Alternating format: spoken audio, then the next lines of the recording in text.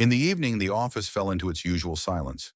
Most of the employees continued to tap away at their keyboards, finalizing reports and checking emails. One of his colleagues turned to him in surprise and remarked that all the work was already done. Chikun replied briefly that that was exactly why he was leaving. But on his way out, a huge man stepped in front of him, put his hand on his shoulder, and reminded him once again that they had their long-awaited company party today. The man hugged him tightly and realized that So had decided to skip this long-awaited celebration. And So understands that without him, the fun won't be the same. The main character got angry and told them to go and have fun, calling them corporate dogs. He added that if he had less work, he might have gone with them. But he had been working hard every night, and today was the first time he was leaving on time. But suddenly a girl stopped him and made it clear that she could see everything perfectly well, and they had all been working so hard lately. He was delighted because the only one who understood him was Li Chen. But suddenly everything changed and Li started shouting that they had to drink and forget all those days they had been working hard. So immediately grabbed his head and realized that she didn't understand him either. And sure enough, everyone had gone crazy from overwork. And he didn't understand how he ended up in this bunch of psychos and workaholics. He deliberately went into public service so he could work calmly and relax well. But before leaving, he saw that a man had come to them, and So remembered that it was the same visitor who had come earlier that day. And he looked like a bad guy, and now he had to hurry and get rid of him. So approached the man and informed him that he had already been there today. And as he had already said, this was an order from above, and there was nothing they could do about it. Lee also heard their conversation and decided to approach them, but So asked the man to come back another time, as it was already late. But the man was rude and asked the young man why he was ignoring him. So replied that he was not ignoring him, that this was actually the procedure. Lee also approached and explained to the man that the center was closed for the day, and if he had any questions, he could come back tomorrow. But the man did not continue talking to them, and pulling out a knife, began stabbing So and asking why he was ignoring him. He became reckless and blamed So for everything. He explained that they should have helped him, and that you can't live like this.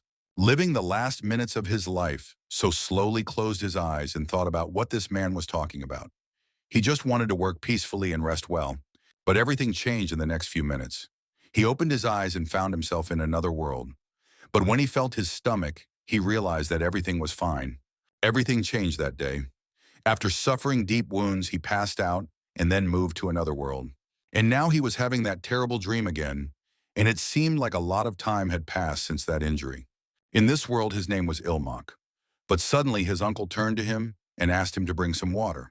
Ilmak did not keep his Uncle Tian waiting long and immediately rushed to fetch water. He remembered that exactly 1 year had passed since he was killed by that violent visitor. He was given a second chance at life and found himself in the body of another person in the world of martial arts. Fortunately, thanks to Ilmak's memories, it was not difficult for the boy whose body he had entered to settle in. Besides, he worked as a servant in a tavern, and his motto from his past life was to work in moderation and rest in moderation. And he was perfect for this new job. He thought he would be able to work quietly and be idle forever, but that didn't last long. His future burned to the ground. Raising his head, he saw something burning deep in the forest. Meanwhile, their tavern caught fire. At that moment, an old man stood in front of the fire and watched. Ilmak hurriedly ran up with buckets and wondered in shock why their tavern had to catch fire. Ilmak decided that this was not in his spirit at all. Pouring a bowl of water over his head, he remembered that he had to save people first. He asked Uncle Tahan to wait a little longer. He would pull him out right away. But when the old man saw that the young man had decided to rush into the fire, he drew his sword and held it in front of his face. Ilmak was shocked and shouted that they needed to hurry and save the others. But the old man quietly informed him that the innkeeper was already dead. And for him, the noodles were unbearably disgusting. Ilmak immediately realized that this old man had burned everything down because of such nonsense. But the old man still insisted that it wasn't nonsense, and that the noodles were disgusting, and that's why he burned the place down. And he believes that such a guy has no place among ordinary servants, and so he decided to give him a chance to become an apprentice. And if the guy refused such an offer now, he would die where he had last stopped. Ilmak clenched his fist, and suddenly memories of how he almost died flooded back.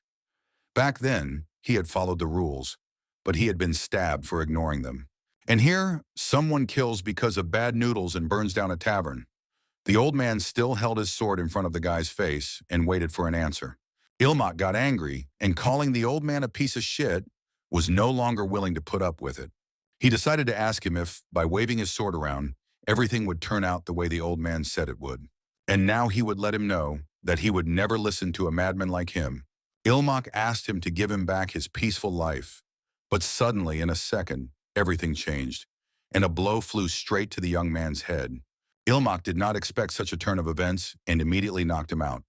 The old man's first student did this so that the boy would not say anything unnecessary. But still, Ilmak felt that, unlike last time, he felt at least some relief. He would have said so then. He just wanted to work peacefully and rest well, and everything was so difficult for him. The apprentice decided to ask the teacher what to do with him. Without thinking twice, the old man told him to take him away. Setting off again, Ilmak opened his eyes in the cart and began to scream in fear. The old man was nearby at that moment and saw that he had woken up. Ilmak couldn't believe he was still alive. After yelling at the old man, he was sure he would be killed. The old man suddenly apologized for his lie, and it wasn't him who caused the damage to the tavern. Ilmak was shocked to hear these words and did not understand what was true. But the old man said that the real culprit was the military alliance. They had set him up when he accidentally stopped by the tavern, and they used it as an excuse to join forces. At that moment, Ilmak thought the old man had lost his mind, but he couldn't just dismiss his words. And judging by what he had seen, both the righteous and demonic alliances were essentially just gangs. The main character decided to find out why he had lied. The old man replied that he wanted to see his true nature. Ilmak didn't understand and asked for an explanation. But the old man explained that it was better to die than to become a disciple of the enemy. That's what he wanted to see in his eyes. As he thought, his intuition about people did not fail him. Ilmak did not understand him and still thought that the old man was out of his mind. But besides that, the old man said that the boy had no other choice.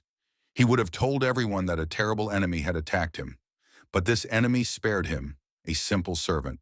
And after that, they would surely have killed him and blamed everything on the old man.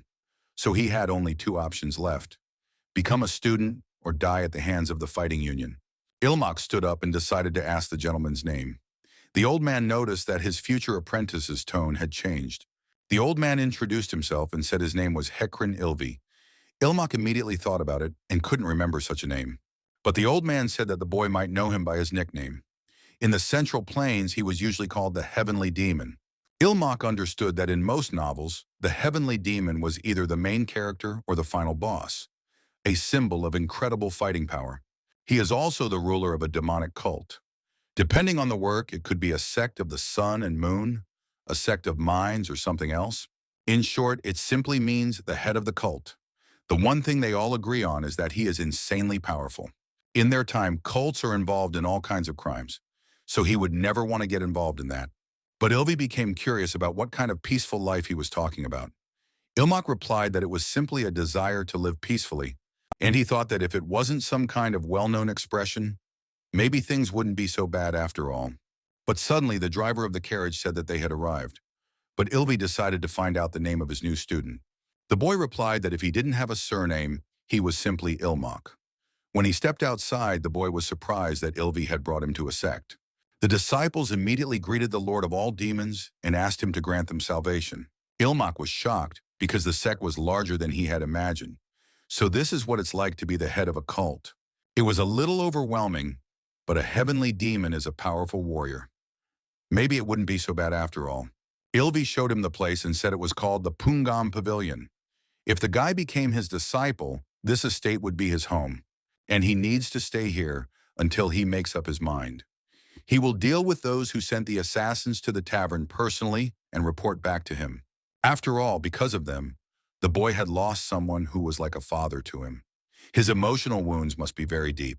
And it doesn't even matter whether he becomes a disciple or not, and he swears by his name as a heavenly demon that he will help him. Ilmak immediately fell to his knees before his teacher and thanked him for his help. Ilvi was surprised and thought that the boy had already made up his mind. The boy replied that everything was correct and that it would be as his teacher had said, and he had no choice anyway. He would do everything in his power. Ilvi was delighted and said that the boy had made the right decision. However, he must take care of all the followers of their divine cult. And from today, he would assign an assistant to him. This child would teach him the customs of their cult. Ilmak understood everything and thanked the teacher. Ilmak had actually expected this from the cult. They really don't waste any time. And it seems that this girl is his assistant. The guy took a closer look and felt that she looked like a star, and such a girl would be doing his daily business. He slapped himself on the head and pulled himself together. Considering his past life, he was already over 30, and staring at a girl like that was simply unacceptable for him. The girl approached him and showed that she was pleased to meet the young master Ilmak. She introduced herself and said her name was Chin Hyan, and from that day on she would serve him. Ilmak thought that he should have thought things through more carefully. But his body was 15, and the age difference wasn't that big. Hyan apologized for bringing it up so soon after meeting him. But from this moment on, he had to start preparing for admission to Magwan. Ilmak didn't even know what Magwan was. She explained that it was a higher educational institution where only the most outstanding members of the cult were accepted at the age of 16. All the high-ranking officials of their cult were Magwan graduates. Moreover, he was a student of the Lord himself. And in order not to disgrace the heavenly demon, he must enter their ballroom. Ilmak realized that this did not sound very easy. Heian, as she heard from the young master, there was indeed little time. But there was no need to worry. Seeing how she changed her hairpin, he wondered and did not understand what it was. And where did this atmosphere suddenly come from? Han said she would make the young master the strongest. By evening, Hain made sure that he did everything correctly and shouted the words she told him to say. Ilmak was tired and could no longer shout the words he was supposed to say. But Hyan watched everything and said that his voice was too quiet and that he should repeat it again. Ilmak did push-ups with weights on his back and repeated that the appearance of the heavenly demon was the conquest of 10,000 demons. Han watched and corrected his mistakes, telling him to straighten his arms. But Ilmak couldn't bear the weight and fell to the ground. Seeing this, Hein immediately asked what he was doing and told him to get up immediately. The guy was exhausted and replied that he couldn't do it, but Hein believed that no one was holding a knife to his throat, so he should get up. However, the main character thought differently and felt that a knife was indeed at his throat. Han said that he himself had chosen the divine cult. The main character didn't really think so. Hina lifted him up and asked him to grit his teeth and endure. Ilmak raised his eyes from exhaustion and believed that everyone in the demonic cult was just a fanatic. Hein hugged him and thought that, in fact, young Master Ilmak's training today had far exceeded the limits of what a normal person was capable of. His body had never known martial arts. The very fact that he was able to go so far proved that his body was blessed by the heavens. And the heavenly demon recognized such talent. How could she not revere the heavenly demon now? It was simply the conquest of 10,000 demons. By nightfall, Ilmak woke up and did not understand where he was. He remembered that he had been training with Hyan. Lifting his head, he saw that Han was behind him, healing his back with her techniques. He was startled and jumped out of bed, pressing himself against the corner. Han remained with her hands raised, not expecting this. Han explained that while the young master was resting, she performed the Chungang Hell procedure. This is a healing technique in which pressure points are filled with internal energy. And that's not all. She asked the young master to lie back down on his stomach. Ilmak began to consider her a damn instructor, and he didn't need such a Chungang Hell. She just wanted to patch him up quickly so she could chase him around like a dog again. He'd had enough of this crap in his past life. He started yelling that he wasn't going to live like this. She was obliged to give him a break at least once every half season, and no matter what she said, he would defend his right to rest. But Han replied that such a request was denied, and he was 15 years old now. There was only a year left before the entrance exam to Magwan, and they had no time for rest. Ilmak was surprised that things would continue this way. He thought he would die of exhaustion. But Hain informed him that he was not the type to break down from such things, and if that happened, she would gladly follow him in death. Even as a spirit, she would continue to serve him. Ilmak began to think of her as a fan. He wanted her to stop talking so calmly about being buried with him, pretending to be devoted. But strangely enough, her words gave him an idea. He was nervous, but it seemed he had no other choice. Ilmak decided that it was pointless to argue. And since he had to live like this, he might as well just give up on everything. Hyan didn't understand what he meant by those words. Ilmak explained that he was saying he would disgrace his teacher for the rest of his life and then simply die. and it became interesting to see what she would do with it. But Han decided to ask him if he would regret it. Ilmak confidently replied that he would. And of course, it would ruin her reputation if she had such a worthless student, but that was clearly not his problem. Heian wondered why he thought she would just stand by and watch. Ilmak believed that nothing would come of it anyway, and she would have no choice but to kill him. Heian immediately leaped into the air and jumped across the room, grabbing him by the throat and replying that she would do just that. And if he dared to cast a shadow on the name of the heavenly demon, she would personally destroy him. Those who did not know the truth might consider her a heretic, but she did not care. Because she would gladly give her life for him, Ilmak smiled and thought that the teacher had sent a heretic to him. Hen wouldn't let him talk like that and punched him in the chest. Ilmak thought that the bold move was the right decision. And if you think about it, they had assigned him not just a heretic, but one who was ready to kill him. And his only advantage was his status as a student of the heavenly demon. He believed that this would discredit the legacy of the great teacher.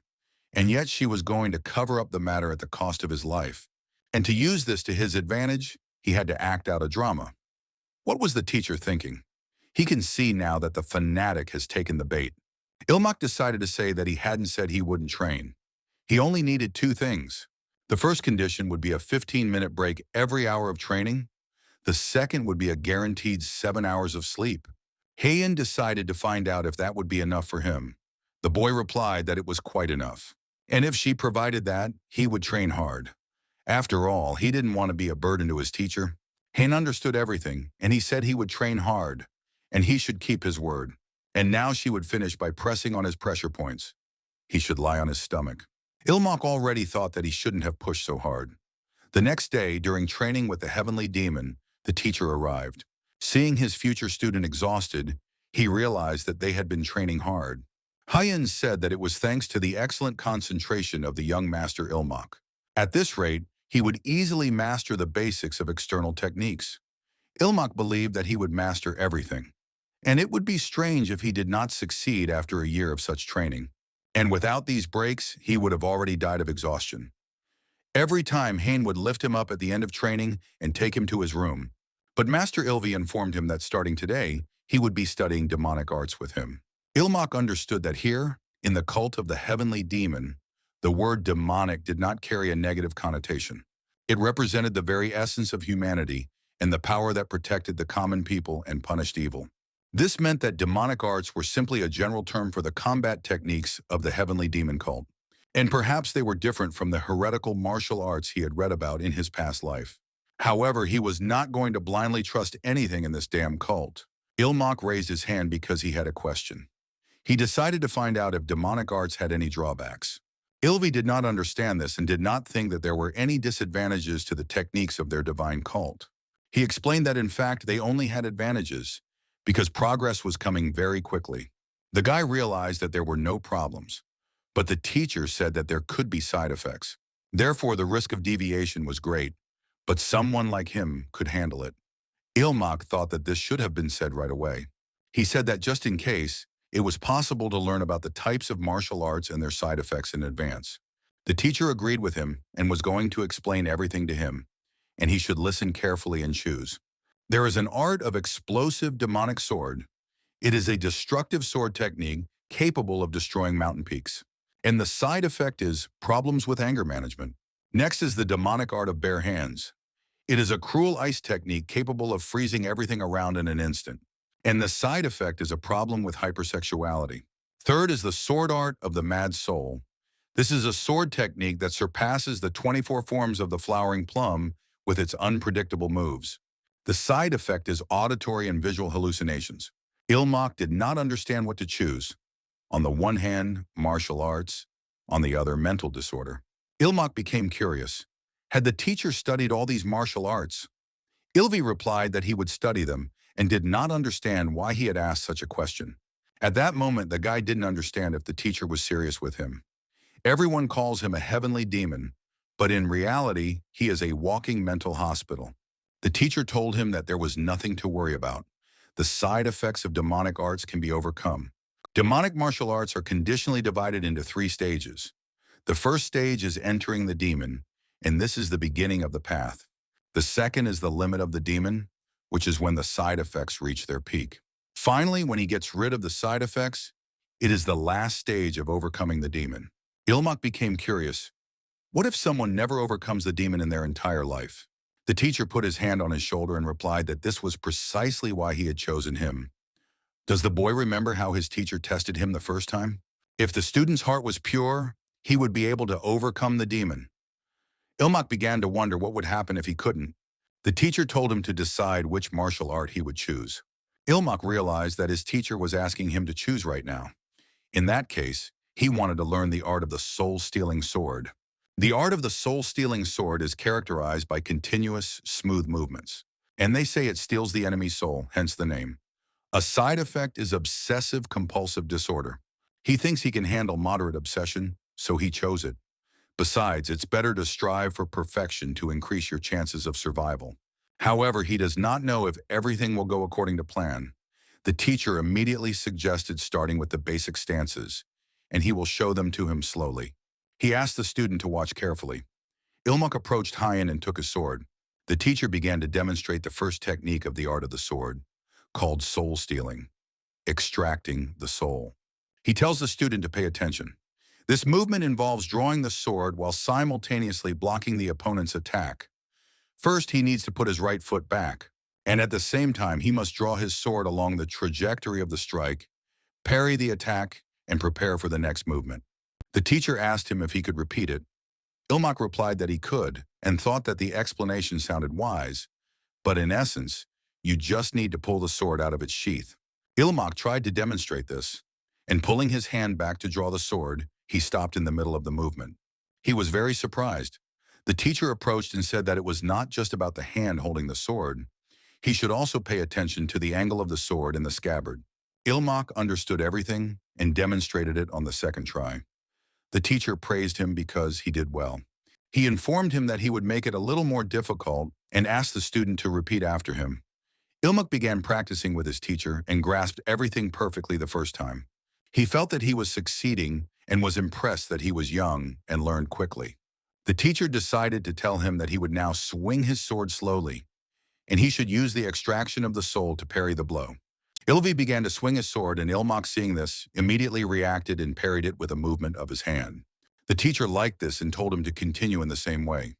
Ilmak did not stop and parried everything.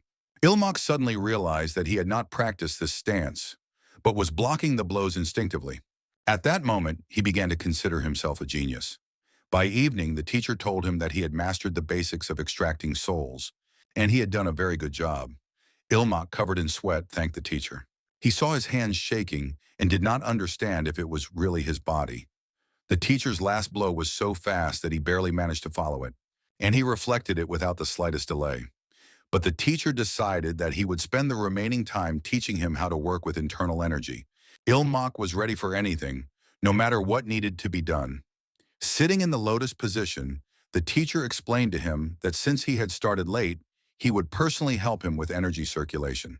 And from that moment on, his internal energy would flow through his meridians according to the technique of the soul-stealing sword art. He did not need to miss a single sensation and should only follow his own flows. Ilmak began to experience strange sensations. Something awakened in him that he had never felt before, and the teacher's inner strength, gentle but irresistible. And thanks to this invaluable lesson, he was able to memorize the flow of internal energy and the location of the meridians. A few minutes later, the teacher congratulated him on entering the path of the art of the sword that steals souls. Ilmak was immediately delighted that he had managed to form an energy core the size of a bean. The master told him that now that he had entered the realm of the demon, he should strive diligently to overcome it. And he could see that the student had made very good progress, so today he would have dinner with the other students. Everyone would gather in the main hall. The teacher thought it was the right time to get acquainted. Ilmak replied that after washing, he would come to the teacher's chambers. The teacher accepted his words and made it clear that he would wait for his student. Ilmak was surprised that he was already being invited to dinner. He also understood that in the future, they would become rivals. Hyun, hearing this, let him know that she would help him prepare. Ilmak accepted her words and thanked her. He understood that in the end, they would have to fight in place of the heavenly demon, and he just wanted to live quietly and peacefully. But Ilmuk became curious about what art Miss Chin was learning. The girl replied that she was learning the art of small frost. And now the guy understood why frost appeared on her. Hin confirmed his words and replied that everything was correct. But then the guy was suddenly very surprised when he realized something. He began to think about the side effects of this art. While washing, he was just now beginning to get used to what Hain was doing. And she had to study the art of small frost. After all, the side effect is insatiable lust. And if Chin Han succumbed to this side effect, then things could get a little more interesting. Han sensed his thoughts at that moment and decided to put an end to it. She picked up the bucket of water and poured it right on his head in one go. She said that, for his information, the side effect of the art of small frost depends on the practitioner. Ilmok was surprised and decided to find out what the side effect was for women. Hin said that women, or men with strong yin energy, become more sharp-minded. They begin to think much more calmly than before. Ilmok was surprised and wanted to know if there was anything else. He understood that compared to other demonic arts, this was too mild. Hyen remembered that they said their ability to empathize, things like compassion, would be dulled. The guy understood this as them becoming psychopaths. But in the end, this martial art was created to punish heretics. And fortunately, it was not a side effect, but a secondary effect. The guy thought it was a side effect of fanaticism. The guy decided to apologize for the misunderstanding. And he realized that when she grabbed him by the throat, it wasn't just a threat. She really wanted to kill him. And now he had to be more careful. But the most important thing for him was just beginning. And if Hayen's words are to be believed, he is the 8th disciple of the heavenly demon. However, half of his disciples died either from side effects or in clashes with righteous sects. Including himself, only 4 remain. The survival rate of the heavenly demon's disciples was about 50%. He understood that it would not be easy, but he was ready to survive anyway. Ilmok came and greeted his teacher and older brothers. He promised himself that he would not die until he found a life full of laziness and peace. The teacher told him to come closer and ordered the others to greet him properly. The teacher introduced Ilmok and said that he was his youngest student in recent years. Suddenly, laughter rang out beside him. The guy said he was glad to meet his younger brother. He introduced himself as Weijin Hak, his older brother. Weijin Hak possessed the art of the bloody demonic sword of Mara, and the side effect was uncontrollable rage. Not ordinary anger, but true, all-consuming rage. Fortunately, he unleashed it on the masters of the Central Plains and corrupt officials, earning the nickname Mad Demon and becoming the enemy of the entire martial arts world. And so he managed to avoid the demonic limit of the art of the bloody demonic sword of Mara. And the important thing is that he only avoided the demonic limit, but did not achieve overcoming it. This means that Wei Jahan could explode at any moment. In essence, he is a time bomb. Ilmok approached and made it clear that it was an honor for him to meet his older brother. Wei began to laugh and patted him on the shoulder, and the guy thought he shouldn't be fooled by that stupid smile. Still, the atmosphere wasn't so bad for him, and that made him happy. But he thought that the third brother should be closer to him in age from his past life. It would be easier to get along with him. Ilmok approached the third brother to introduce himself, but suddenly a stick flew past his face. Ilmok immediately fell silent. In response, he heard the third brother ask him why he was greeting him twice. He believes that his younger brother is already bearing him. The third brother's martial art is So Fan Pen, 14 shadow strikes. He has a fast, silent sword technique designed for killing, and the name speaks for itself. For him, the side effect is negative perception, in other words, paranoia.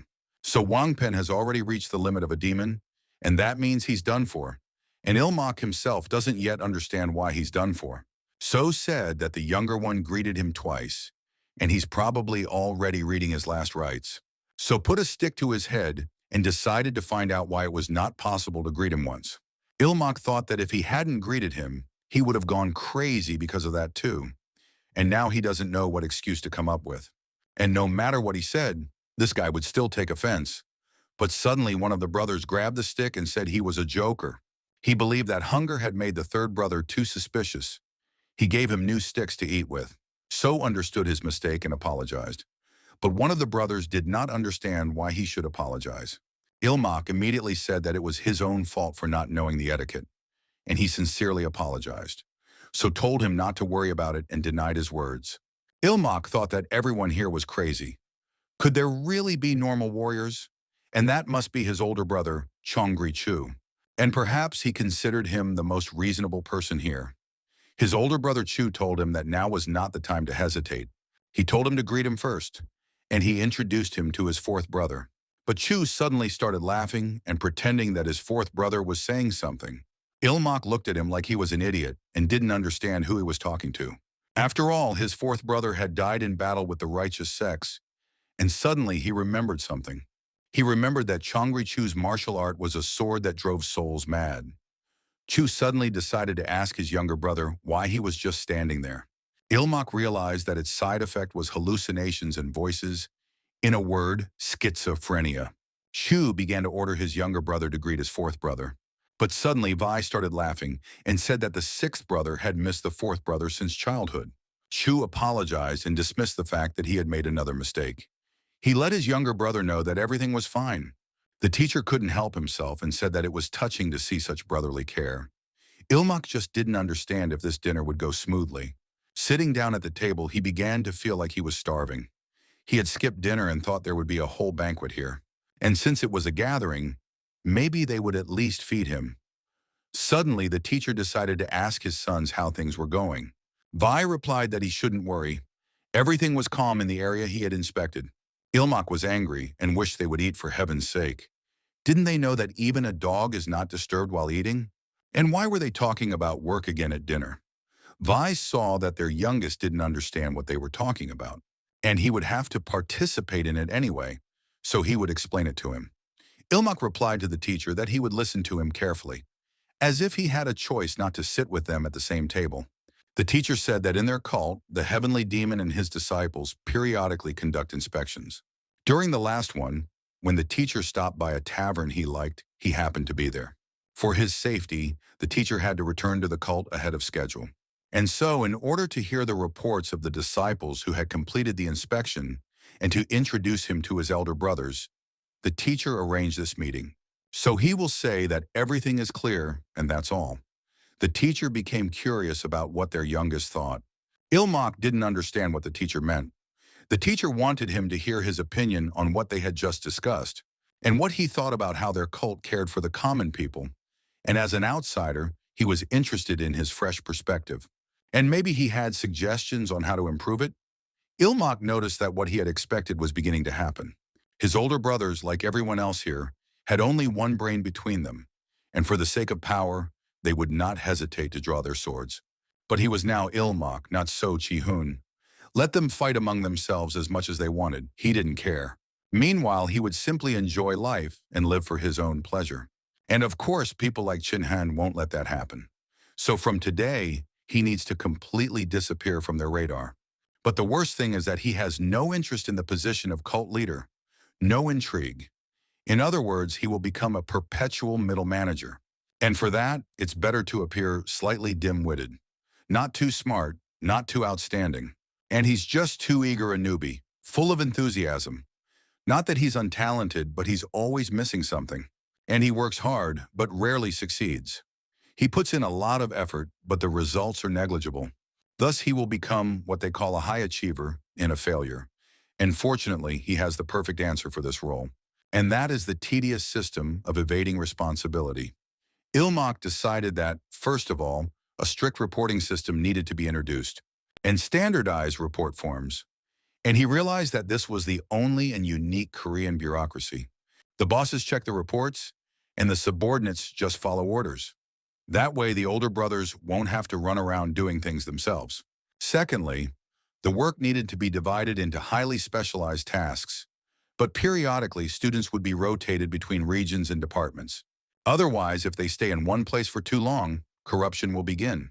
And thanks to the rotation of positions and regions, they will not allow students to collude with local authorities. And if they have a clear reporting structure, the transfer of cases will not be a problem. In this case, rotation will not create any difficulties at all.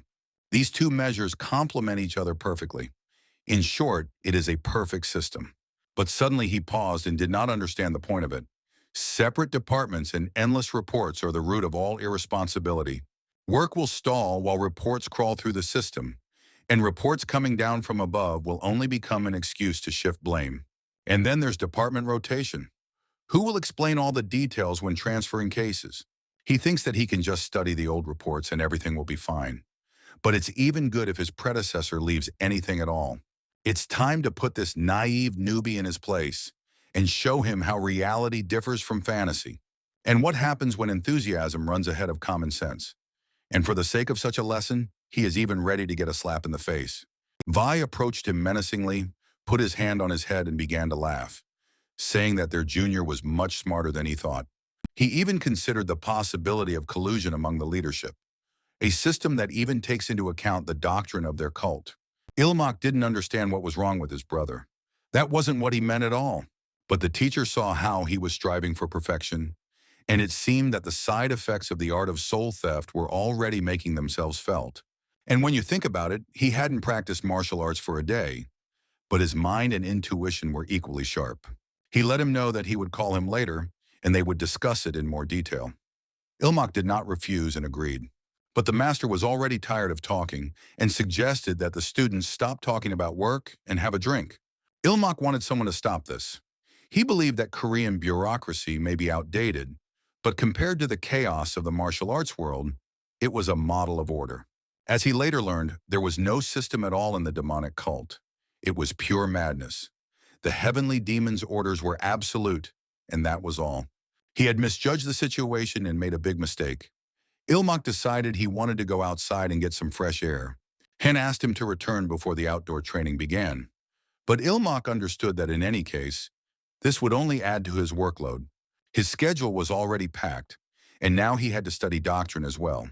And now he doesn't know when he'll be able to rest in this situation. And he probably wants most of all to find something for his soul. But suddenly he saw a strange girl in a red dress in front of him. The girl was embarrassed when she saw the guy.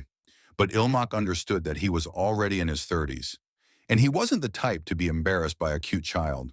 Besides, the girl was frightened by the appearance of a stranger. In such a situation, the main thing was to calm her down by behaving like an adult. Ilmak decided to talk to her like an adult, and addressing her as a child, decided to find out what she was doing there. The girl was too shy to tell him, so she pointed to her doll, which was stuck on the rock. Ilmak immediately told her to trust him, and that he would pull her doll out right away.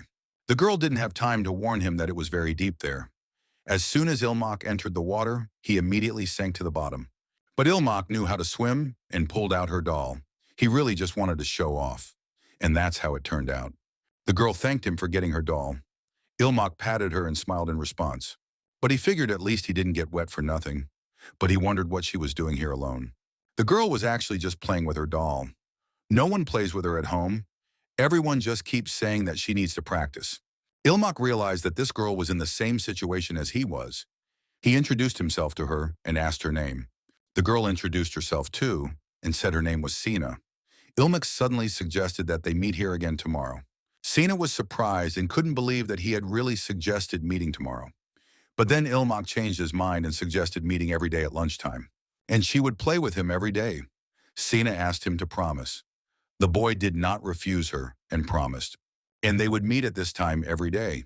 And he promised her that he would be here at the same time tomorrow.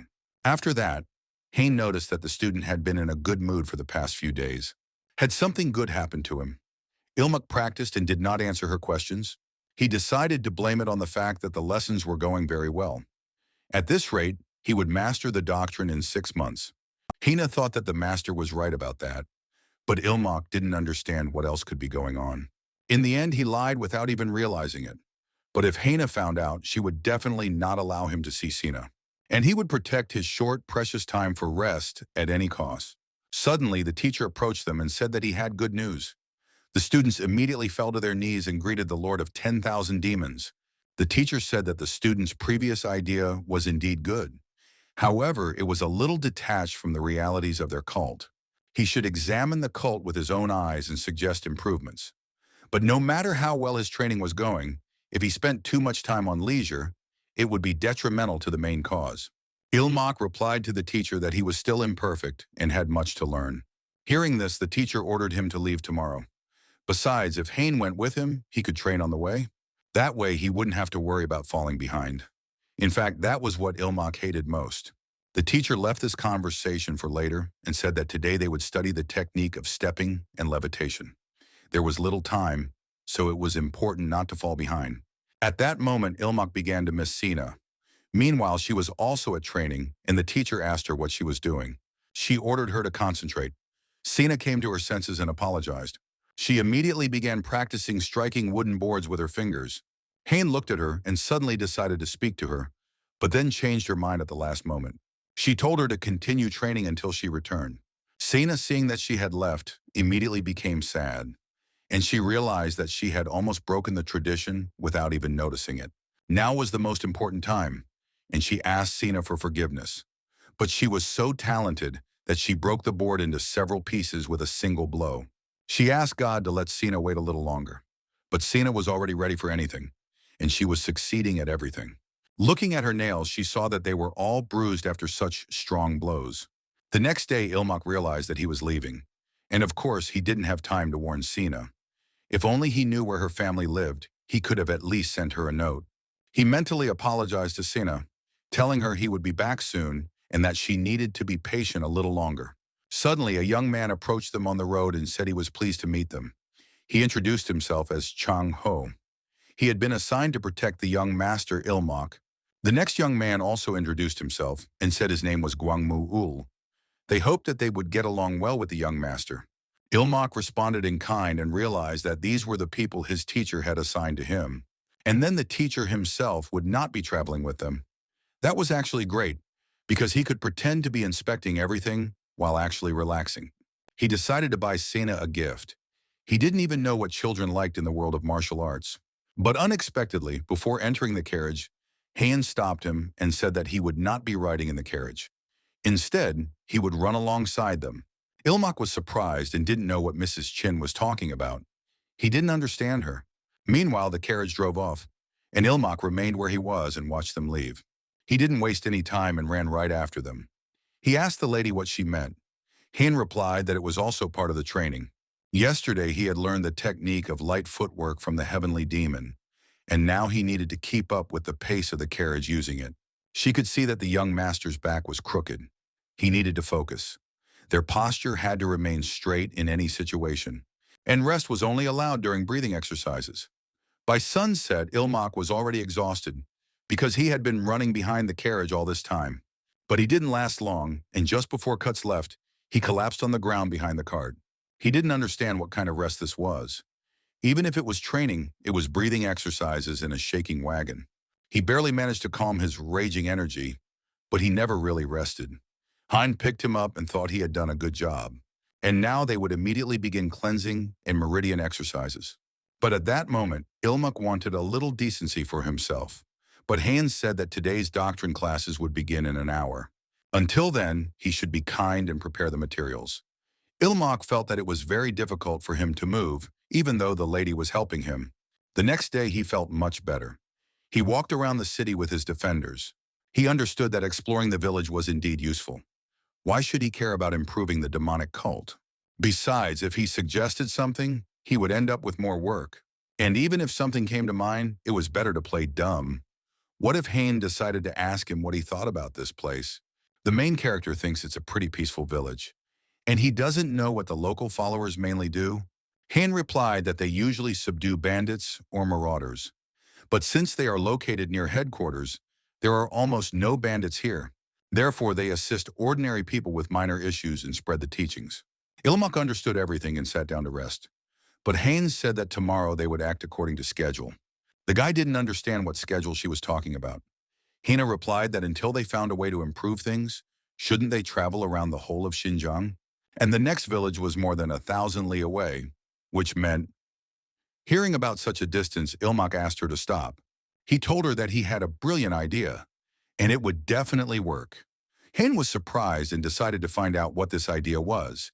The guy asked her to bring him an ink brush and paper, but Ilmak understood that he couldn't say he had no ideas at all. The problem was that, given the rules of the cult, he wouldn't be able to implement even 10% of his ideas. Still, it's better than nothing, the guy thinks. But in this form, it's not quite finished. And besides, won't it create new problems? And then he could use it as a basis, and for the rest, he would act differently. Defender Ho was shocked that the young master had written so much after only observing for half a day. Perhaps the rumors about the young master's brilliant mind were true. Hyen asked him if he was referring to the time when the young master proposed the reporting system. Ho replied that this was correct. He had thought it was just a rumor, but looking at him now, he no longer had any doubts. Guan also believed that having many ideas was not always a good thing. These ideas had to bring real benefits to the cult. Ho patted him on the back and hinted that he was being too strict, but Guan believed he had spoken the truth. Hen also suddenly agreed with the guard mole. Just because there are many ideas does not mean that they are all good. However, young Master Ilmak was different. Ho saw that she believed in him so much. But Hayan said that when it came to leisure, the young master was second to none. After setting off, Hen looked at the document that the young master had given her and decided that it was an excellent plan. As the young master said, they could return to the fortress. The heavenly demon would surely be pleased. But Ilmak believed that one important element was still missing. It was not yet perfect. He didn't understand what it could be. He thought about the side effects of the sword, but he decided that the main goal was the children, and children must be treated with care. Besides, it reminded him of Cena. Suddenly, Hain grabbed his shoulder and told him not to move. He was curious about the suddenness of it. Heron opened the door of the wagon and saw mounted bandits approaching them. Although they were too organized to be bandits, they were most likely deserters, and the guards must be planning to destroy them in one fell swoop. All they had to do was watch quietly from here. Ilmak was lost in thought at that moment, and Hain couldn't get through to him. The bandits surrounded the wagon, and the leader had already decided that they would kill the men and sell the women into slavery. But one of the bandits started shouting that they never wanted to become bandits. At least they still had a conscience. He told the others to be careful and not get hurt. He didn't want any unnecessary bloodshed. He understood that it was too late for regrets. He ordered them to give up everything, and in return, they would spare their lives. Of course, he felt sorry for them, but he couldn't let his brothers go hungry. And yet, really, if only they could live with dignity. Guan and Ho jumped out of the cart and immediately set out to kill. But Ilmak opened the back door of the cart and ordered Guan not to kill the old man. But Guan was already too late to stop and cut off the old man's head. Seeing this, the bandits realized that they had lost their boss. Guan immediately reported that the boss had been defeated. Hain also wondered if it was really necessary. But the bandits also learned that they were from a demonic cult and decided to kill them all. Hayan saw and said that these two warriors could easily deal with ordinary bandits. But she didn't know why all this fuss was necessary. However, Ilmak told him to just be quiet and watch. Guan did not stop there and continued to attack the bandits. He knocked out the leader with his fist. Ilmak believed that these people would be the final touch to his plan. By evening, the bandit boss was lying next to a tree and realized that the guard had pressed on his pressure points. His body would not move. Ilmak approached him and, calling him Han Gen, asked if he had regained consciousness. Gen was surprised and decided to ask the guy how he knew his name. But Ilmak replied that it wasn't difficult to find out. They told him everything. All he had to do was ask. Gen couldn't believe that people had just told him everything. But Ilmak told him that his people were fond of beautiful women and food. And from what he had heard, he had a tragic fate. A boy younger than him had received a higher rank than him thanks to his connections. And he gives him advice as his senior, while Gen is accused of embezzlement. He barely escapes execution with his people and ends up in the lands of a demonic cult. And even if he tried to join them, he would be rejected as a former military man. Gina decided to find out what the guy was up to. Ilmak decided to find out how he felt about serving the demonic cult. He may not look like it, but he is a disciple of the heavenly demon, and he was perfect for the task he had in mind. If he obeyed, he would wipe away his crimes and help him officially join the cult. And aren't these his people, risking their lives for him? And doesn't he prefer to work alongside them without shame? But Jen decided to find out what the guy saw in him, since he was making such an offer. Wasn't he afraid of being betrayed? Ilmak replied that to get to know a person, you need to look at those who follow him. And his people may be fools, but that is precisely why he doubts that they would follow a real villain. Jen understood that he was once again indebted to his brothers, and now all the pieces of the puzzle were in place. And to tell the truth, his idea was not something grandiose. It was simply to open a school, and the efforts of the demonic cult had reduced the number of bandits. But because of this, the children had fewer opportunities to experience the mercy of the cult. As a result, their faith weakened. The school was created to fix this. The children would go to school and naturally learn literacy and doctrine. Step by step, this would not only expand the cult's influence, but also create a system for raising new followers. The teacher looked at it and thought it was brilliant. It was a flawless plan, worthy of the side effect of his sword. But Ilmak understood that this was not a side effect. But suddenly the teacher became curious and asked what this part was, pointing his finger. And according to his report, was it really just teaching? But Ilmak interrupted the teacher and replied that everything was correct. His plan had another feature. They would also teach martial arts at the school. Martial arts presented as daily exercise. The teacher saw that the student was proposing to teach children demonic arts.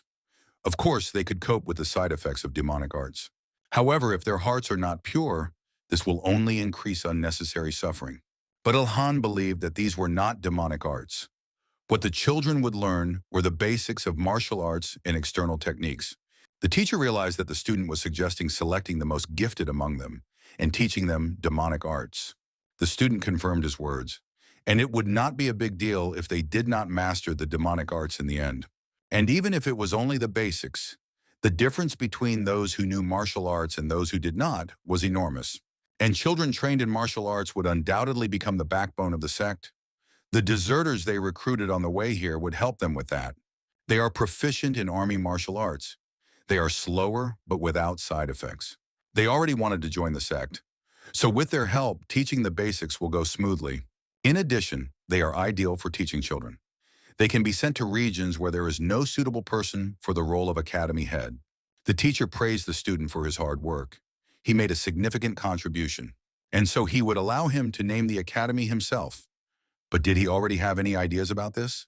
Ilmak understood that he had borrowed the idea for the academy from the modern world, a place where they not only teach martial arts and physical training, but also build character. Something similar is now gaining popularity abroad, including in the United States. He wants children to grow up big and strong, so he wants to call it Taegan Dojang, and this is a Taekwondo academy. By nightfall, Ilmak arrived at his room and lay down on the sofa to rest. Heian turned to the young master and told him that she had canceled today's classes, but wouldn't he at least like to wash up before going to bed? Ilmak asked if they could skip it today. The master himself said that he had done a great job, so they would skip it today. Hen left him to rest and wished him a good night's sleep. Ilmak realized that the business trip was over, and tomorrow he would finally see Cena. He wondered if she was upset that he had disappeared without saying a word. After all, he had bought her a gift for a reason. He hoped she would calm down quickly. But suddenly Ilmak raised his head and saw a huge man in front of him who looked like his brother. Ilmak decided to find out what had brought him here at such a late hour. But he didn't know why his third older brother was here. So replied that he had a whole pack following him, in case he accidentally killed someone. He wanted to meet him without their knowledge. Ilmak understood that these were not guards but chain dogs, so heard that the master was so proud of his younger brother. And the reporting system, Taegan Dojin would never have thought of that in his life. Ilmak thought that his brother had come here because he was jealous. So said that he kept thinking about the difference between them. The apprentice believed that if things continued this way, he would cut off his head as soon as he didn't like something. But So was insolent and immediately took the box from his younger brother's hands. Ilmak understood that his third brother was an insecure type. So opened the gift and realized that he and his brother were completely different. And it seemed that he was getting involved with some girl. And after all, who wouldn't like such a smart guy as his younger brother? Not like his third brother, who was old, worn out, and good for nothing. And someone like him has nothing left to do but die.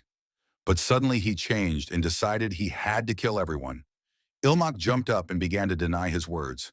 And the third brother, the person he respects most after the master, shouldn't talk like that. So was surprised that his younger brother respected him second only to the master. Ilmak confirmed that the master was first, and his older brother was second. He is actually an insignificant person and is not even sure that he is worthy of entering the Hall of Demonic Arts. And for someone like him, the third eldest brother is a true role model, and he considers his older brother to be his role model. And the one for whom this hairpin is intended is just an acquaintance. And even she says that people like his older brother are very popular now. Ilmak decided to borrow Cena's name for a short time, so didn't believe him and thought that the younger brother was mocking him. Ilmak replied that the master had said something similar. Maybe you can't tell by looking at him, but the master constantly scolds him. And every time he says the same thing, that he should follow the example of his third older brother in everything. And aren't his 14 blows without a shadow the best killing technique in the world? He bragged about how his third brother had calmed him down. So began to believe it all and check if it was true. Ilmak suddenly thought that he had said something wrong. At that moment, flies were flying around the room, and So cut them with a swing of his sword.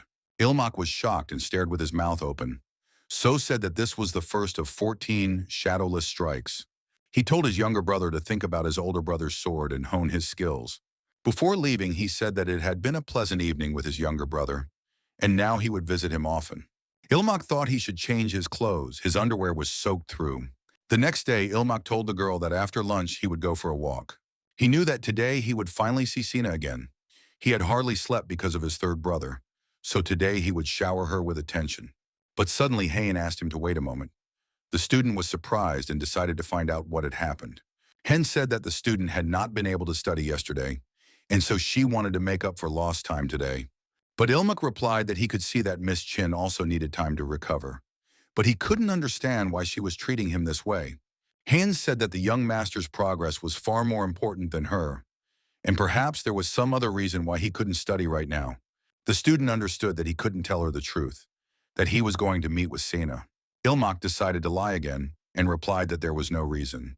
He was just afraid that he would feel sleepy after eating. Upon hearing these words, Hain immediately ran to prepare everything for the lesson. He mentally apologized to Cena and promised that he would come to her tomorrow. Meanwhile, Cena was standing in front of the clan, but did not dare to go inside. Sitting at the study table, Ilmak wrote, but at the same time rubbed his eyes. Hyen saw this and thought that he hadn't slept well. The student replied that this was true and that he hadn't been able to fall asleep right away. But in reality, it was because of his third older brother, but she didn't need to know that. Suddenly, Ilmak got up and decided to get some fresh air, but Han decided to wait for him in the room. The student thought that the third older brother would now come to him every night, and he hadn't been getting any sleep lately. But he became curious about what So was doing at night. But he would have to resolve this issue somehow. Right now, he would rather just lie on the grass with Cena than deal with all this. Suddenly, he opened the door, and Cena was standing in front of him. He opened his eyes and seeing her, didn't know what she was doing there. He couldn't remember her always having red hair. Cena greeted him, but Ilmak immediately decided to figure out how she knew he was here. And how could she be out so late? Her mother would scold her, but Cena took him by the hand and decided to find out why he had abandoned her. They had promised to play together every day. Ilmak apologized and replied that there was a good reason for it. Hyen heard strange voices and decided to listen, but Ilmak decided to tell her how it all happened. But Cena stopped him and said that he was not to blame for anything. After all, he was a student of the heavenly demon himself. Cena knocked him to the ground and said that she understood everything, and that he would go with her. She squeezed his shoulders so tightly and believed that in her clan, they would eat, sleep, and play together. Ilmak saw that she was hurting him, and that her strength was showing. He asked Cena to come to her senses, but Cena believed that she would take full responsibility for him. Ilmak realized that the truth he had been running from all this time was suddenly coming back to him, and the very thought of it took his breath away. That Cena had also mastered the demonic arts and become a full member of the sect. Suddenly, Hain approached them and addressed the young gentleman, asking why he was standing still when he had said he would go and check. When Cena saw the woman, she thought she was an enemy and immediately set out to kill her. She said that it was Hyen who stood in the way of Ilmoka, and for that, she would definitely kill her. Hain dodged her attacks and realized that she was possessed by a demonic spirit. Ilmoka asked the lady not to harm her. This child is simply under the influence of a dark demon. He asked her to simply neutralize her. Hain seized the moment and stopped her movements with an icy blow. Cena felt a sudden chill in her body and stopped. Hain asked the young master if he was all right. Ilmak replied that he was fine, but that Cena was more important, and he didn't understand what had happened to that child. Hina explained that she had used a minor demonic technique to temporarily slow her movements. Since she hadn't affected her blood flow, she would soon be able to move again. But suddenly Cena woke up and immediately began to attack the young lady. However, Ilmak pushed her aside and took the blow himself. Ilmak was wounded, but Cena decided to ask him what he was doing and told him to get away from her quickly. If he stood there, she would not be able to kill her. She asked him not to say that they were dating. Cena didn't wait for an answer and decided that was the case. She started saying that he hadn't come to her because he was with her. But Ilmak suddenly hugged her and apologized, and she was very worried when he disappeared without saying a word. This was because he had an urgent assignment from his teacher. Therefore, he did not even have a chance to talk to her. In fact, he kept their meetings a secret from everyone. If he had told her earlier, she wouldn't have worried so much. But then their time together would have been in jeopardy. He didn't like that at all, so he simply apologized to her for being selfish. He decided to ask her if she hated him very much. Cena replied that she didn't hate him at all, and she began to apologize for his injured shoulder. Ilmak said that everything was fine and that it didn't hurt at all. But Hyen suddenly decided to ask the master when he had become close to the heiress of the Hecarim clan. Ilmak was surprised that she also knew Cena. He realized that she had said that Cena was from the Hecarim clan. Han replied that it was true. She was the only granddaughter of the Hecarim clan. Judging by the young master's reaction, he really didn't know about the customs. The student did not understand what customs she was talking about. Suddenly, Hain turned her head to the side and saw a woman from the Hecarim clan approaching them. He promised her that he would explain everything in detail later. Now was not the time to talk about it. She understood that the woman from the Hecarim clan could hear everything. Ilmak saw her and decided to find out who she was. Hin replied that she was from the Hecarim clan, and the one in front is Lady Cheonhwa.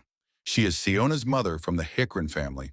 Ilmak realized that this angry face was exactly like Siona's when she was angry. Cena realized that her mother had come for her and understood that she was very angry.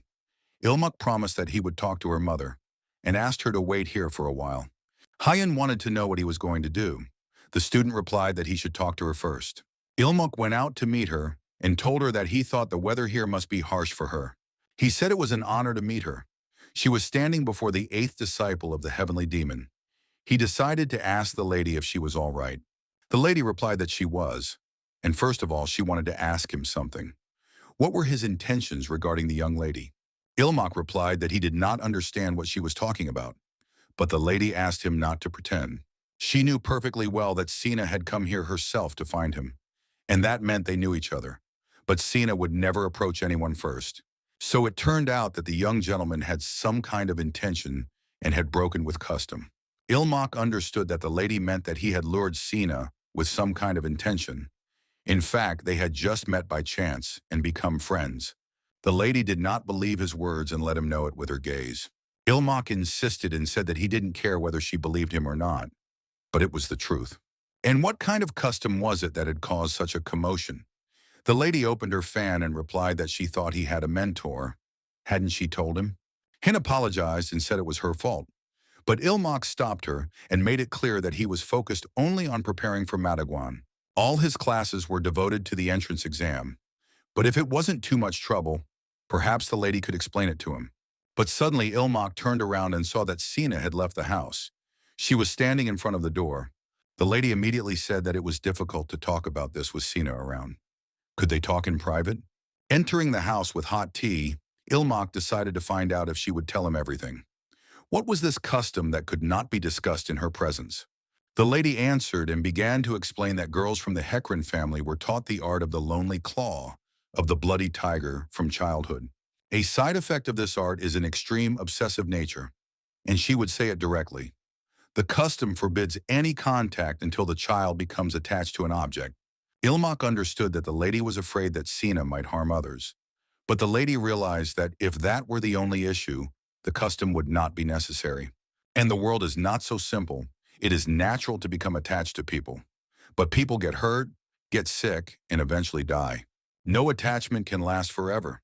And for a member of a divine sect, these risks are even higher. If the one to whom they are attached dies. In the past, outsiders even tried to take advantage of this weakness. By directing their obsession towards someone or threatening that person, they tried to control the Hecarim family from the shadows. In the end, it was all for the sake of protecting Siona, and that is why they must observe the custom. Such are the arguments of Lady Cheonhwa. Ilmak clenched his fists and couldn't say anything in response. But the lady saw that he understood and decided to leave. She hopes that there is no need for farewells. But Ilmak couldn't help himself and decided to ask her if she was done with her excuses. The lady was surprised and turned around to ask him what he had just said. He must have gotten nervous and misspoke. If he apologized right away, she would pretend she hadn't heard anything. But Ilmak stood his ground and asked her again if she was done making excuses for mocking Cena. She was forcing her to practice demonic arts, using custom as an excuse. But she was denying her maternal love for the same reason. He stood up and asked if she had given him a choice. And did she know what Cena wanted for herself? And as her parent, didn't she understand what she was forcing her to sacrifice? The lady replied that he was a newcomer who had just arrived in this sect. So what could he know about what was going on here? And did he even know how much pain he had caused this child? Ilmak replied that he did not know, but he knew one thing. It was all because of her lies and lack of faith. The mistress became very angry and began to drain the demonic power herself. She headed to attack the young man. She wanted to kill him, but Hyan, anticipating this, stood up to defend him. But the master himself ran up behind her and stood in front of her. The lady saw the elder and immediately stopped. She fell to her knees and began to greet the Lord of Demons. The master told Ilmak that he had rushed here so that his student would not be late for training, and had witnessed a sight he had never seen before. He had many questions, but first he wanted to ask one thing. He asked the student what he meant when he dared to speak of a lack of faith in this divine sect. Meanwhile, Cena was still sitting on the street, crying with shame. At that moment on the second floor, the master was furious. The master ordered his disciple to speak. What did he really mean when he spoke of faith? Ilmak knelt down and replied that all the side effects of demonic arts could be overcome. That's what the master had told him when he first started learning demonic arts. And what did he see now?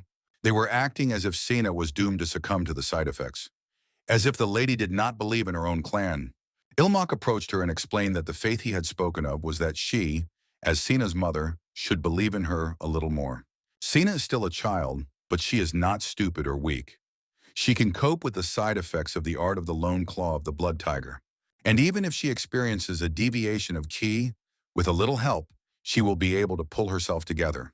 And you, madam, know this better than anyone. The lady was surprised by these words and decided to ask the young master why he believed in Cena so much. Ilmak replied that Cena was a child of the great and proud Heckran clan. After discussing everything, the lady opened the door, and Cena was already waiting for her. When the lady saw her, she realized that she had been there all along. She told her to follow her. Cena turned to her mother and said she wanted to tell her something.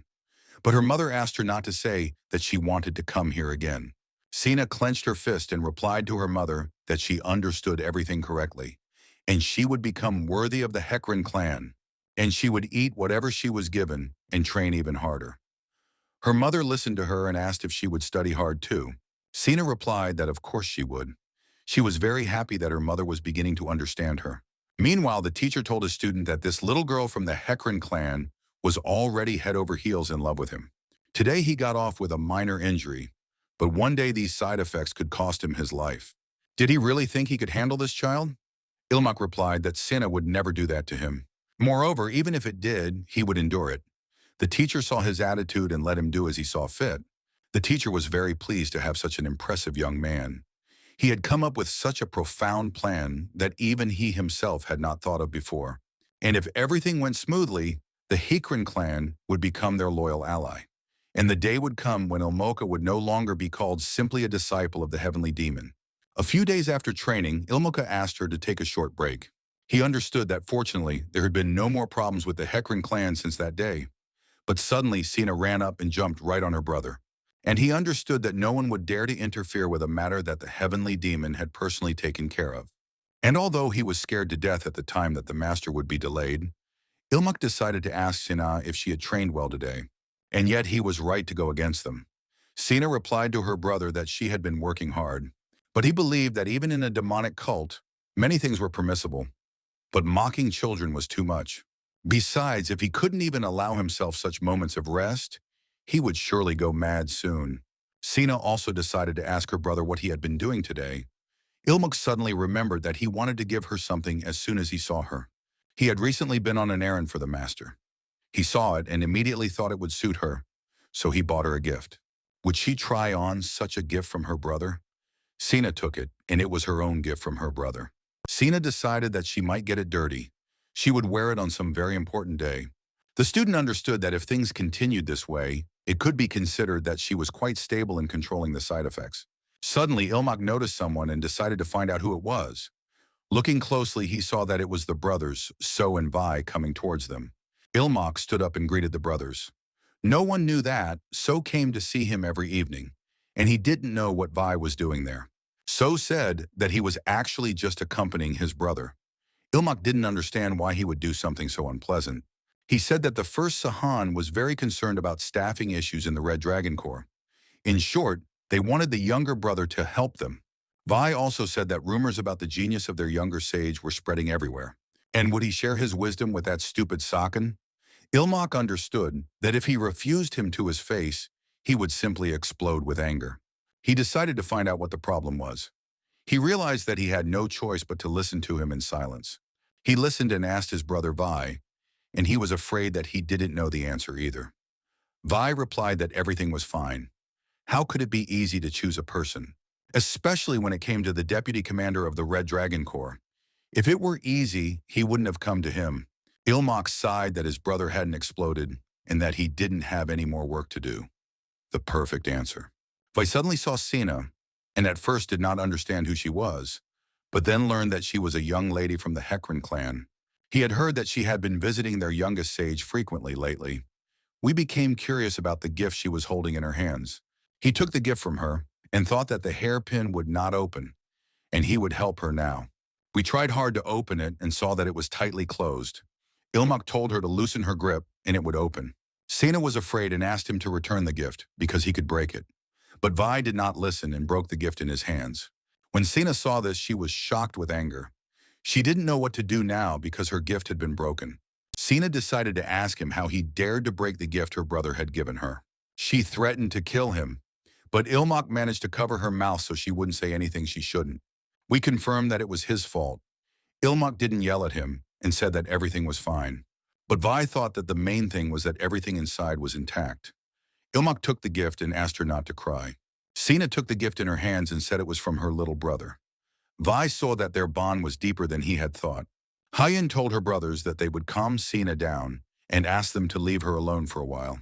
Vi apologized to his younger brother for his foolish brother Sen, causing so many problems and leaving like this. He would return, so they would see each other again soon. Ilmak understood everything and told them to take care of themselves.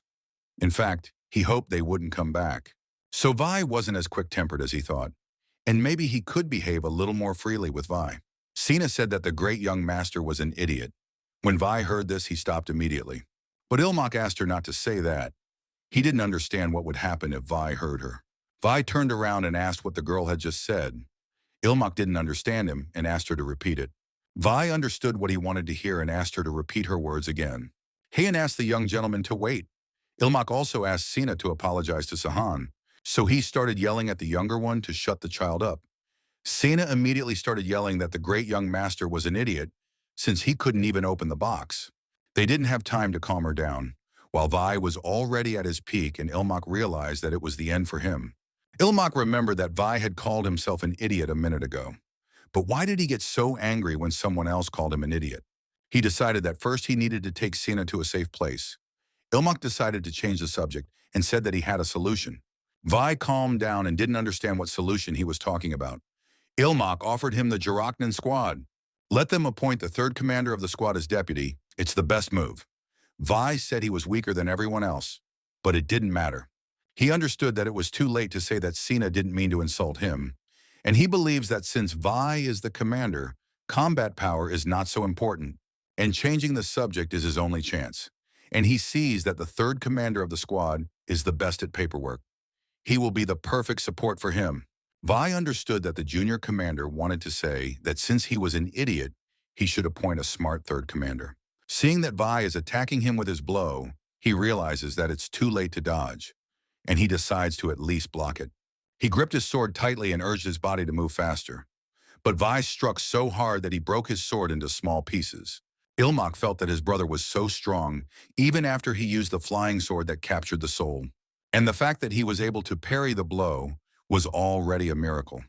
He dreamed that So would do something about this madman. So saw that everything was leading to a fight, decided to stand up for his younger brother and stop Vi. But Vi managed to dodge the blow, then immediately used his fists and hit So, So begs a hand to pull himself together. We couldn't come to his senses, but he managed to stop him at a distance. Nothing could stop Vi now. He was bloodthirsty and ready to destroy everything in his path. So understood that this was madness, but he had no choice but to try to stop him. During the struggle, an explosion occurred after the collision. Ilmak was also in the smoke and suddenly felt someone grab his shoulder. Turning around, he saw that it was Hyen. She asked him if he was okay. Ilmak replied that he was fine and began to ask where Cena was. Hen said that she had pressed her pressure points and knocked her out. She decided that she would also join the fight. Ilmak tried to stop her, but she told him to take advantage of this opportunity and run. Ilmak understood that there were already so few of them. They needed to call for help together. What was the point of joining the fight? But the difference in strength was too great. If he ran away alone, he might survive. But if he did that, this guy was the only way to save everyone. Vi couldn't stop himself and began attacking Hen, launching a magical attack with his sword. Meanwhile, So was wounded and lay helpless on the ground. Hen was already attacking him, but Vi grabbed her by her clothes. He threw her so hard that she was stuck right into the ground. Hen couldn't do anything. We kept saying that he had to kill everyone. He raised his sword to finish off Hyen. Ilmak saw this and called him an idiot. We heard these words and stopped immediately. His younger brother told him that his head was only good for wearing a hat. And couldn't he see who he was talking to? Did his older brother really want to fight? But Vi flew into a rage and attacked him, threatening to kill him. And so the deadly chase began. Seeing this, Hina began to shout at the young gentleman to run away. Ilmak turned around and began to run away from his older brother. She tried to get up, but So managed to stop her, telling her to rest. He would protect his younger brother. Meanwhile, Ilmak ran away without even looking back. He understood that if he just waited for help, everyone would die. He had to call the others urgently. Only there would they all survive. But strangely enough, Ilmak kicked a stone and fell to the ground. At that moment, Vi was just about to attack. He was just lucky that he fell and saved his life. Ilmak felt his brother approaching him, but Vi was not afraid, and he was already standing over him with his sword. But So managed to run up and put his sword up to block his older brother's attack, saving his younger brother from him. So decided to find out what the plan was. Ilmak replied that they should all run away from him. He himself began to run away, while So held back his older brother.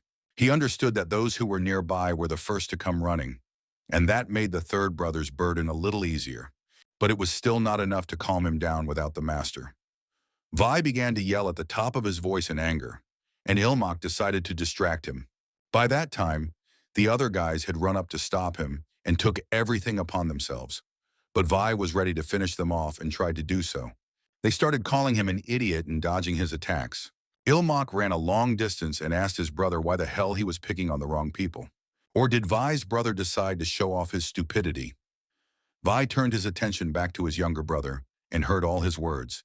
Ilmak saw that Vi was distracted by him, and now while the others were holding back those who were rushing at him, they would escape. But Vi was tired of all these words and decided to swing his sword right at his younger brother. Ilmak was surprised that his older brother had simply thrown his sword at him. This was not part of the plan. The forest began to glow from such powerful energy. So was shocked when he saw this. But Ilmak simply closed his eyes and held his hands in front of him. When he opened his eyes, he saw the teacher in front of him, who ordered everyone to retreat. They did their best, and then he would deal with him himself. But Vi saw no one in front of him except his younger brother. The teacher noticed this and, turning to him, used a binding technique. He mentally bound him with iron chains, and Vi tried to resist them, so much so that even the crack beneath his feet showed his strength. He fell to his knees, unable to move any further. The teacher asked him again if he should repeat it once more. But Vi didn't care. He didn't understand what he was doing and tried to break free from all the chains. But the teacher realized that he did not understand and used his magical demon eye. Seeing this, Vi began to say that he humbly greeted the Lord of all demons. Ilmak, seeing this, also collapsed to the ground from exhaustion. So and the other warriors tied up their older brother. Ilmak now realized that their master was indeed a heavenly demon. The next day, Vi's rage was quickly suppressed. Fortunately, there were no casualties, so his punishment was limited to confinement in the meditation hall. Since Cena was the cause of the riot, even the Hikrin clan did not object to such a lenient punishment. However, there was one snag. Suddenly, someone knocked on his door, and he allowed them to enter. He saw that Hain had come and realized that they would never take a break. Hain said that they were starting class and that the master should open the book. Ilmak raised his hand and told her to look at it. How could he study in this state? But the lady decided to ask him if he wanted to practice external martial arts. That wasn't what the guy had in mind. But she warned him that if he exerted himself with such injuries, there could be complications. She understood his eagerness, but for now he needed to be patient and study theory. But after her, the master entered and decided to find out how his student was doing. They were both surprised that the master had come to them personally. Hain immediately fell to her knees and humbly greeted the Lord of all demons. But when he saw Ilmak starting to get up, he told him not to strain himself and to stay where he was.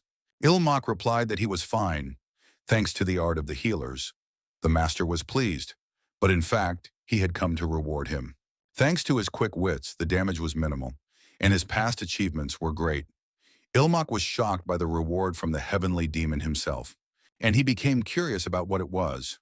The master said that he was giving him the elixir of their order, Pakmadan, and at the same time he would give him more time to train.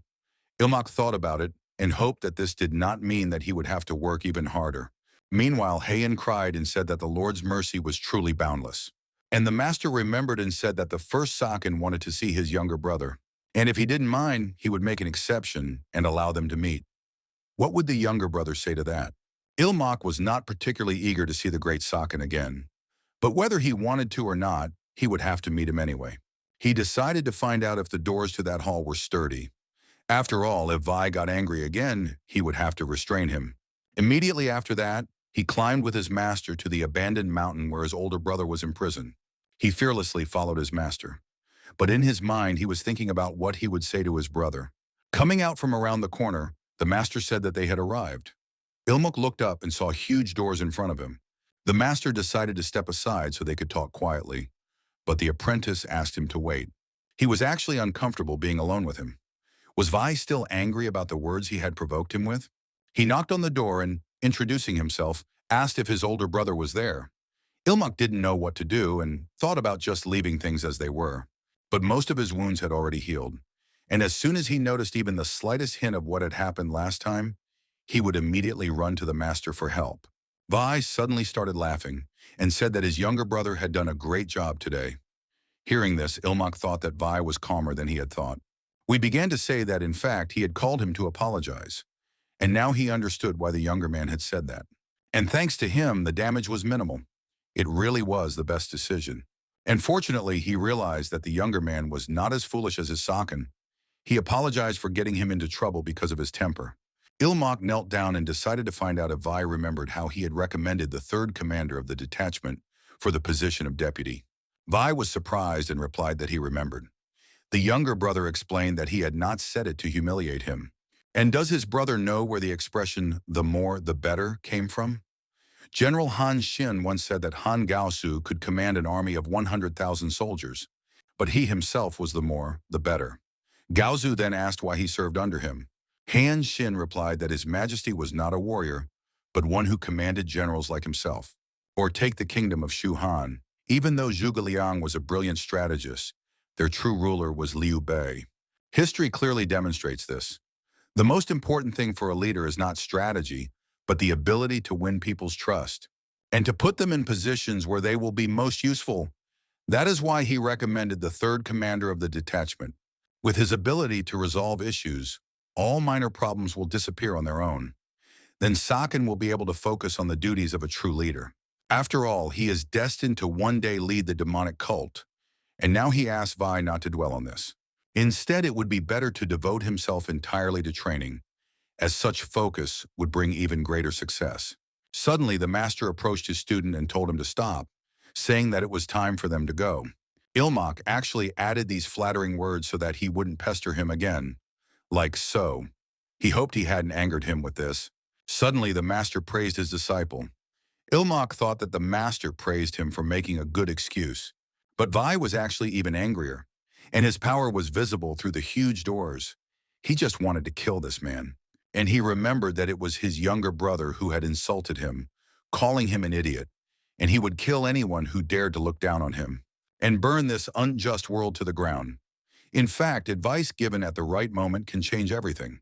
And for Vi, that moment had come. He overcame Gakma and almost reached the stage of Talma. He poured out all his rage in a wild outburst of anger. And now he was reminded that there were more important things to do. It was as if the gears had fallen into place. And these coincidences cleared Vichinhak's mind, making it as clear as a mirror. And he directed it toward Talma. He understood that gathering talents and placing them correctly was his best decision. And he realized that his younger brother had to grow up quickly. One day, he would become his strategist. The next day, Ilmak was already training on the grounds of his sect. But in the dark of night, his enemies discussed the news. Someone had heard rumors about the younger disciple of the heavenly demon. The man in the mask decided to clarify. Is this the one who proposed this strange system?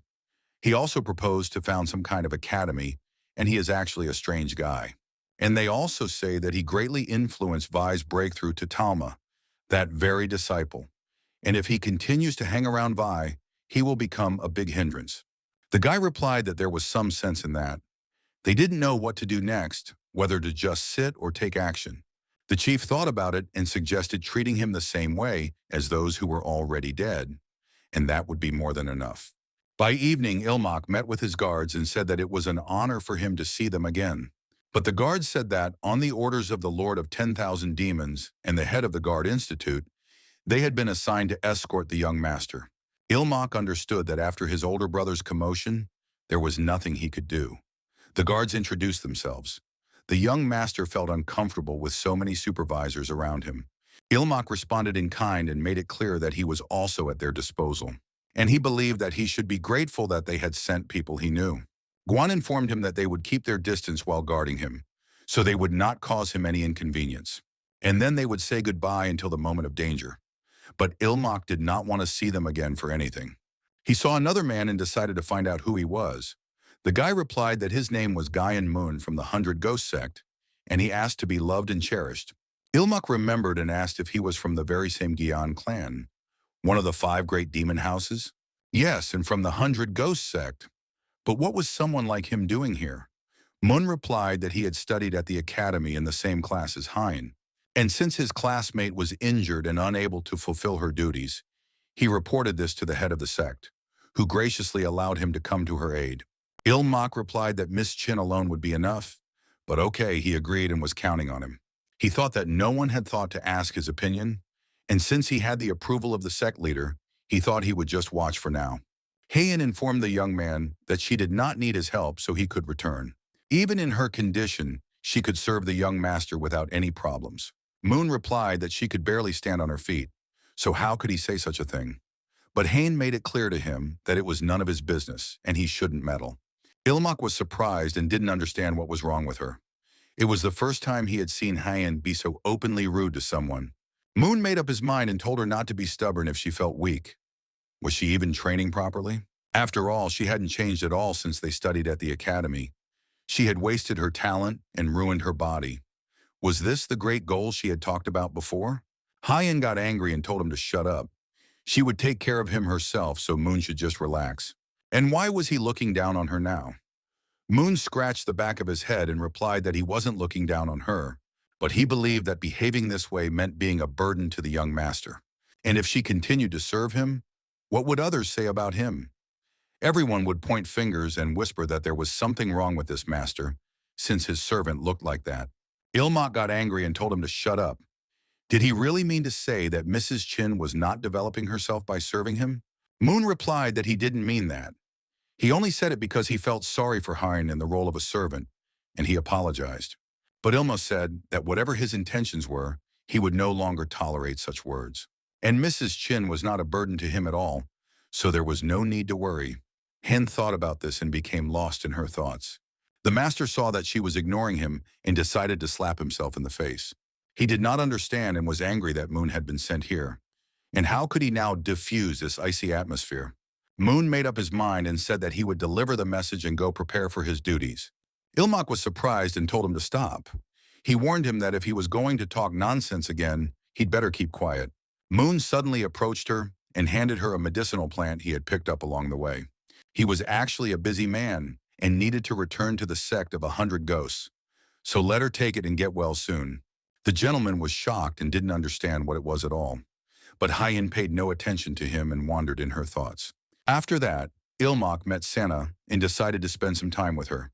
But the girl was crying and begging her brother for forgiveness.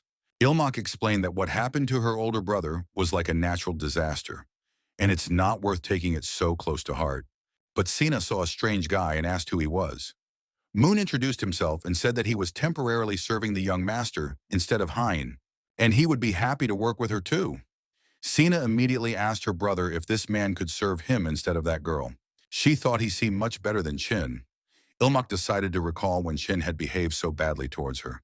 And to be honest, if it were up to him, he would also like Moon to become his servant.